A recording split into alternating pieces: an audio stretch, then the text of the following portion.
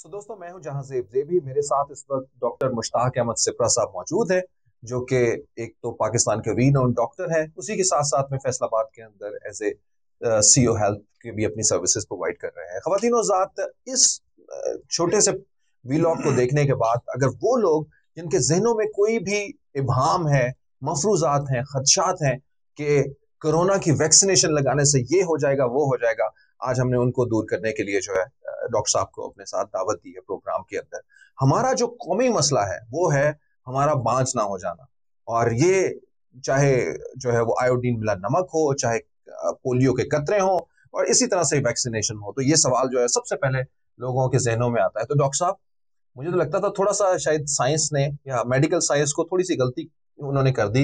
इनको शुरू में ये कह देना चाहिए था कि इससे आपकी ताकत जो है वो और ज्यादा इंप्रूव हो जाती है कि आप अपनी जिंदगी के अंदर, तो शायद ये अगर कहीं आप फैला देते इसी तरह से कोई बात, तो ये ज्यादा लोग आके वैक्सीनेशन करवाते। जबकि इससे उलट ये है कि लोग अब ये समझते हैं कि कहीं हम भांज तो नहीं हो जाएंगे इससे। देखिए जी, जितनी भी वैक्सीन हैं वो 100% सेफ हैं। हम्म। और उसमें इस तरह के जो शकूक व शुबहात हैं, किसी भी किस्म की उसमें सदाकत नहीं। जिस तरह आपने पोलियो की बात की, आयोडीन वाला नमक है उसकी बात की। अब ये एक्सरसाइज, हम पोलियो की एक्सरसाइज से तकरीबन कोई 50 साल हो गए हैं। कहते थे कि जी ये इसमें बांझपन हो जाएगा, बच्चे नहीं पैदा होंगे, फैमिलीज हो जाएंगी। अब देखें तो हम जो एक पॉपुलेशन बूम है उस स्टेज से गुजर रहे हैं।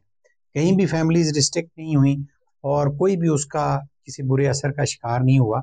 इसी तरह कोविड जो है 19, ये एक स्पेशल कोरोना फैमिली है उस वायरस की, जो पाकिस्तान में कम से कम ये 10 साल के बाद रिपीट हो रही है। और उसमें अमवात की रेशो भी बहुत ज़्यादा है। बीमारी को रोकना है तो उसके दो ही तरीके होते हैं। एक, उसको हम जितना जल्दी मुमकिन हो सके उसका डायग्नोसिस करें, और दूसरे नंबर पे उसका इलाज। लेकिन जितनी वबाई अमराज हैं उनका इलाज और उस सबसे बड़ा जो है वो वैक्सीनेशन होती है। ओके। और ये वैक्सीन्स जितनी भी हैं ये ट्रायल के बाद आती हैं। मैं समझता हूँ इस तरह के जो र्यूमर्स सोसाइटी में फैलाई जाती हैं उनमें कोई सदाकत नहीं। जब ये वैक्सीन पाकिस्तान में आई तो सबसे पहले जो फ्रंट लाइन वर्कर्स थे, हेल्थ केयर वर्कर्स थे, डॉक्टर्स ने सबसे पहले लगवाई है। अगर उसमें कोई इस किस्म की चीज होती, उसके बाद हमारी एडमिनिस्ट्रेशन ने, हमारे साथ एजुकेशन लाइन डिपार्ट जितने काम करते रहे कोविड में, उन लोगों ने लगवाई।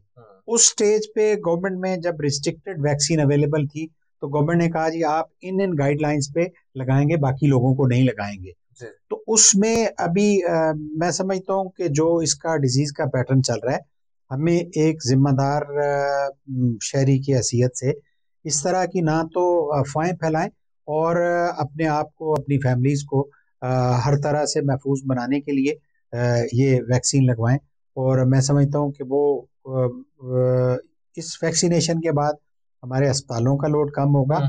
और जो बजाते खुद वो फैमिली है उनका भी जो पॉइंट इन टाइम है कि उनकी जितनी भी खुशहाली है वो उस फर्द से रिलेटेड है, आप अपनी आजाद लाइफ गुजार सकेंगे बिल्कुल उसी तरह से। अच्छा, इसकी एक और मिसाल ये, मैंने जब अपनी वैक्सीनेशन कराई तो मैं अपने घर के जो मुलाजिम थे साथ ले गया। मैंने उनको कहा देखें मैं करवा रहा हूँ। अब जब मैंने ये किया तो उन्होंने भी जो है इसी तरह से करा। डॉक्टर साहब ने जिस तरह से बड़ी जबरदस्त मिसाल ये दी है कि सबसे पहले तो हमारे हेल्थ वर्कर्स हैं, यानी हमारे डॉक्टर हज़ात, पैरामेडिकल स्टाफ, इन सब लोगों ने सबसे पहले अपने आप को पेश किया। और अब करीबन साल के करीब जो है वो होने वाला है, वो सारे वैक्सीनेटेड है। और अब वो 2 साल की कहानियां और ये सारी, प्लीज इससे कोई आगे निकलिए और कुछ और सोचिए डॉक्टर साहब थोड़ा सा। लेकिन इसके साथ साथ में कुछ टेक्निकल भी है। हमला खवातीन के हवाले से जो है वो आता है, वो पूछते हैं कि क्या वो वैक्सीनेशन लगा सकते हैं? जरा क्विकली हमें जवाब दीजिए। देखें जी, जो हमारी नेशनल गाइडलाइंस हैं जी। उसके मुताबिक जितनी भी हामला माएँ हैं या बच्चों को दूध पिलाने वाली माएँ हैं उसमें किसी किस्म का इसका नुकसान नहीं है और उनको ये वैक्सीन लगवाई जा सकती है।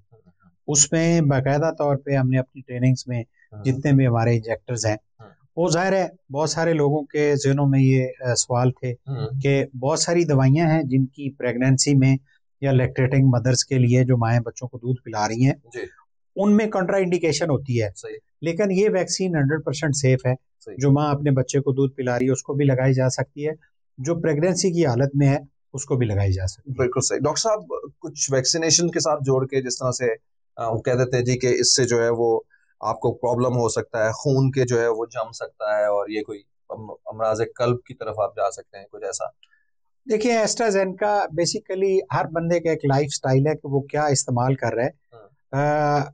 वैक्सीन्स की जहाँ पे अभी हमने आगाज में बात की कि जी लोग कहते हैं मैं ये वैक्सीन लगवाऊंगा, ये वैक्सीन लगवाऊंगा। एस्ट्राजेनेका बेसिकली उसमें कुछ साइड इफेक्ट्स रिपोर्ट हुए हैं, लेकिन बहुत रेयर है। उसमें वो खवातीन जो कंट्रासेप्टिव पिल्स यूज करती हैं, उनमें रेयर कोई ब्लीडिंग डिसऑर्डर हो सकता है, क्लॉट्स वगैरह बन सकते हैं। अदरवाइज पाकिस्तान में फैसलाबाद में हम 8.5 लाख के करीब लगा चुके हैं, जिसमें एस्ट्राजेनेका की भी हमने अच्छी खासी तादाद वैक्सीनेट किया लोगों को। उसमें कोई किसी किस्म का इवन माइनर भी साइड इफेक्ट नहीं रिपोर्ट हुआ। जबरदस्त। अच्छा जी, वैक्सीनेशन लगाने के बाद आपकी कोई खाने की गोश्त वोश्त खाना मन तो नहीं, मछली खाना लोगों की ये सोच है शायद, कुछ नहीं, कोई किसी किस्म की जो उसमें खास एहतियात की जरूरत नहीं है। एट टाइम्स बेसिकली इनिशियली जब वैक्सीन आई तो हमारे जहन में था कि कैंसर वाले मरीज को नहीं लगेगी, जो इम्यूनो कॉम्प्रोमाइज्ड हैं उनको नहीं लगेगी। तो अभी जैसे जैसे वैक्सीन डेवलप होती गई, उनके ट्रायल के बाद वो आ गई, तो गाइडलाइंस में उन्होंने बताया कि जी आप कैंसर वाले पेशेंट को भी लगा सकते हैं, हार्ट पेशेंट को भी लगा सकते हैं। एक और जी बड़ी अहम बात के कहते हैं जी कि इसमें कुछ कोई ऐसा जानवर जो कि ममनू हो, खंजीर, उसकी तो नहीं कोई कुछ शामिल है इस वैक्सीन के अंदर? देखिए, इसमें जो भी वैक्सीन है ना, 2 तरह की है। वायरस जो है, वैक्सीन 2 किस्म की हैं। एक है कि उस वायरस को किल कर दिया जाता है, वो जिस्म में जाके एंटीबॉडीज प्रोड्यूस करता है और इम्यूनिटी पैदा होती है। दूसरा होता है कि उसको नीम मुर्दा हालत में जिस्म में दाखिल किया जाता है, जो बॉडी में जाके उसमें ना किसी किस्म की कोई फैट है, ना किसी किस्म का कोई प्रिजर्वेटिव है। और तीसरी किस्म की है जो आरएनए है, जो उस वायरस की कंपोजिशन है, उसमें वो आरएनए है या डीएनए है, वो आरएनए लेके उससे उसकी करके वो इंजेक्ट किया जाता है। तीनों फॉर्म में उसमें सबसे ज्यादा जो किल्ड वैक्सीन होती है वो सेफ होती है, लेकिन एफिकेसी जो जैसे आरएनए या लाइव एटेनुएटेड जिसको हम नीम मुर्दा कहते हैं, उनकी एफिकेसी उनसे ज्यादा है। तो उसमें ये कोई उसमें सदाकत नहीं है कि इसमें कोई किसी किस्म की पिग की फैट होगी या किसी जो मुसलमान नहीं खाते, वो मैं समझता हूँ कि अगेन वो गैर जिम्मेदाराना जो है वो डिसइंफॉर्मेशन फैलाने वाली बात है। उसमें तो देखें, हजूर पाक ने जो उनका टनोर था बीमारियों का इलाज के लिए, उन्होंने कहा कि अगर कहीं पे वबा फूट जाती है तो उस एरिया का आदमी दूसरे वबा वाले एरिया में नहीं जाएगा, और वबा, हाँ जी, ताकि वो हम उन लोगों को महफूज रख सकें, ताकि उस वायरस की ट्रांसमिशन ना हो, जिसको साइंस अब तस्दीक कर रही है।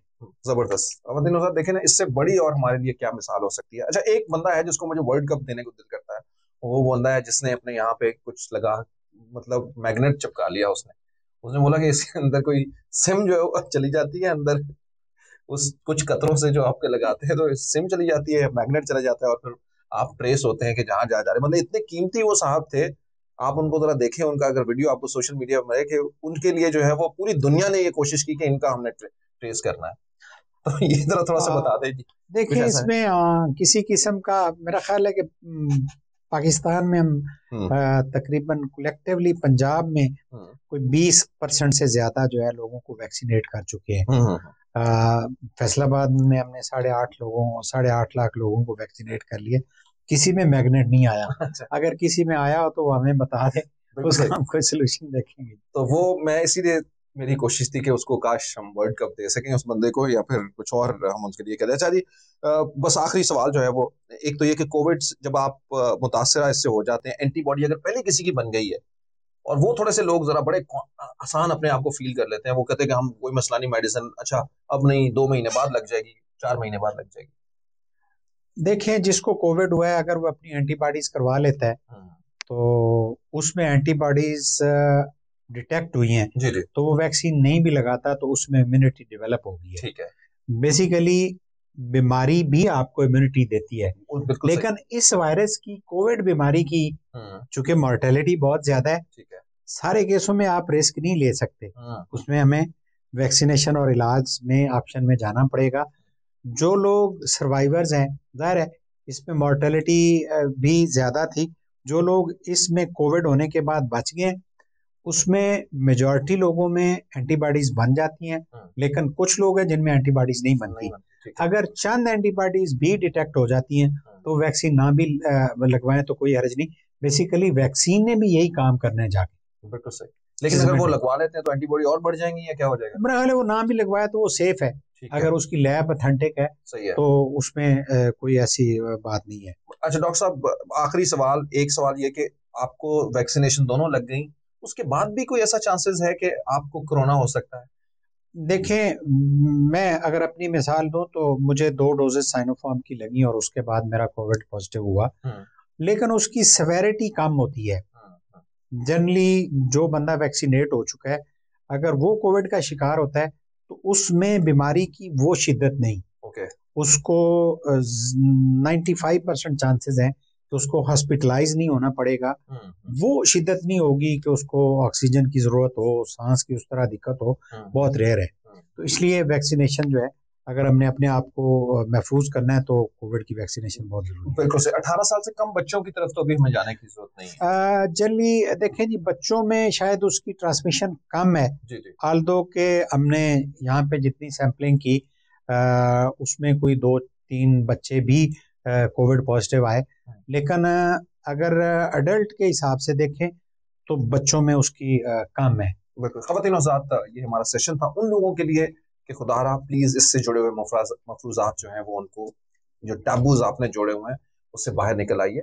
दुनिया जो है वो बहुत आगे निकल चुकी है और हमें अपने आप को बचा के इस दुनिया को भी जो है वो सेव करना है। अपनी एक वो उस जिंदगी में वापस जाना है जहाँ पे आप आसानी से मूव कर सकेंगे, अपने दोस्तों से, प्यार करने वालों से मिल सकेंगे। और इस वैक्सीनेशन के अंदर भी इन चीज़ों को छोड़े। इस वक्त जो बहुत बड़ा मसला है कि हमने एस्ट्राजेनेका लगानी है, फाइजर लगानी है, मॉडर्ना लगानी है, इसकी बजाय जो वैक्सीनेशन भी आपको मिलती है, देखें एक आपको खुदा ताला ने जो है वो आपको उसका समर देना है। अगर हम आगाज ही उसका किसी गलत तरीके से करेंगे कि हम किसी और कोशिश से जो है वो चाहिए कि जो हमारा हक है, जो हमें मिलना चाह रहे हैं, उसकी बजाय किसी और पे जाएंगे, तो जो आपकी वैक्सीनेशन आपकी गवर्नमेंट अलाउ करती है आप उसकी तरफ जो है वो आपको जाना चाहिए। This is what exactly a simple message. आप सब लोगों का बहुत बहुत शुक्रिया। अपने आप को वैक्सीनेट कराइए, पाकिस्तान को साफ और दुनिया को जो है वो बेहतर